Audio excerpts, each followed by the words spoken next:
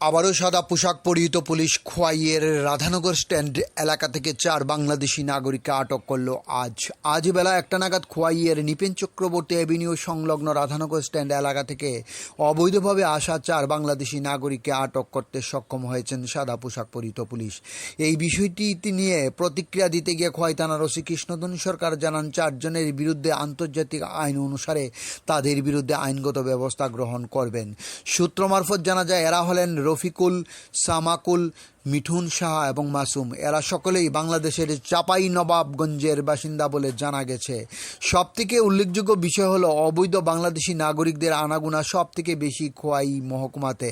কারণ দালাল চক্রের পান্ডারা সক্রিয় রয়েছেন খোয়াইতে। বিভিন্ন মহলের দাবি, খোয়াইয়ের সক্রিয় দালাল চক্রের পান্ডাদের দ্রুত জালে তোলার প্রয়োজন।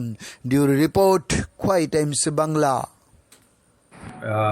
বেলা অনুমান 1টা থেকে 1:30টার ভিতরে আমাদের একটা গোপন খবরের ভিত্তিতে খবর পাওয়া যায় যে 4 জন লোক এরা খুবই সাসপিশিয়াসলি মুভমেন্ট করছে খোয়াই শহরের মোটর স্ট্যান্ড এলাকার ভিতরে। অ্যাকর্ডিংলি আমাদের ডিস্ট্রিক্ট যে সিভিল টিম এবং আমাদের খোয়াই থানার পুলিশ, আমাদের মদন সরকার, তাদের নেতৃত্বে ওই জায়গাতে গিয়ে 4 জনকে ডিটেইন করে 4 জনকে জিজ্ঞাসাবাদ করার পরে ওইখানে লোকও তখন আশপাশের লোকও জমে যায়। জিজ্ঞাসাবাদ করার পরে জানতে পারে যে তারা বাংলাদেশি। একজনের নাম হচ্ছে, তারা নাম বলেছিল এরকম শামসুল হক টক, আরও কয়েকজনের নাম বলেছে।